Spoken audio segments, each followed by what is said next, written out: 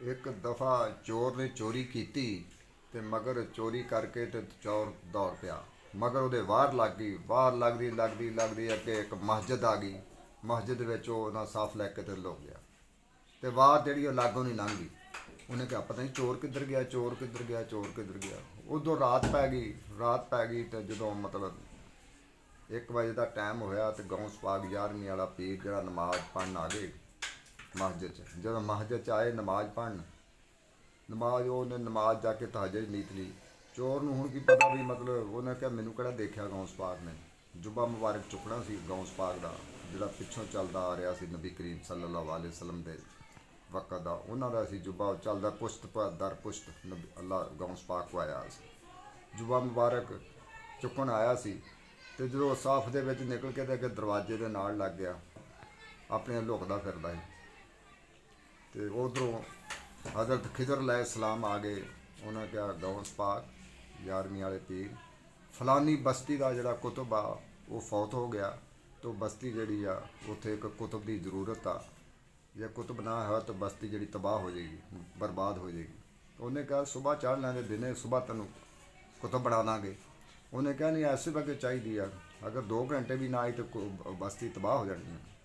ਉਹਨੇ ਕਿਹਾ ਫਿਰ ਉਹ ਦਰਵਾਜ਼ੇ ਦੇ ਪਿੱਛੇ ਲੁਕਿਆ ਇੱਕ ਚੋਰ ਆ ਤੇ ਉਹਨੂੰ ਹੀ ਕੁੱਤ ਬਣਾ ਦਿੰਦੇ ਆ ਹੁਣ ਹੋਰ ਤਾਂ ਮੇਰੇ ਕੋਲ ਕੋਈ ਬੰਦਾ ਨਹੀਂ ਉਹਨੂੰ ਖਿਜ਼ਰ ਅਲੈਹਿਸਸਲਾਮ ਨੇ ਫੜ ਕੇ ਬਾਹੋਂ ਲਿਆਂਦਾ ਉਹ ਕਹਿੰਦਾ ਮੈਂ ਚੋਰ ਆ ਉਹਨੇ ਕਿਹਾ ਨਹੀਂ ਤੂੰ ਕੁਤਬ ਆ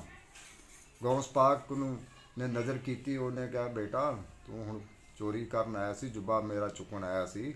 ਤੇ ਇਸ ਵਕਤ ਜਿਹੜਾ ਵਾ ਤੇਰੀ ਮਤਲਬ ਜਿਹੜਾ ਤੇਰੇ ਵੱਲ ਹੁਣ ਤੂੰ ਕੁਤਬ ਬਣਾ ਦਿੱਤਾ ਤੂੰ ਫਲਾਨੀ ਬਸਤੀ ਚਲ ਜਾ ਹੈਂ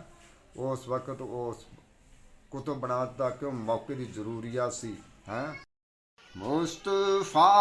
जाने रहमत पे लाखों सलाम हमारे बज़ में हिदायत पे लाखों सलाम जिनको बैठे बिठाए सताया गया जिनको धोखे से कूफे बुलाया गया जिनके बच्चों को प्यास से तड़पाया गया जिनकी गर्दन पे खंजर चला या गया हुसैन इब्ने हैदर पे लाखों से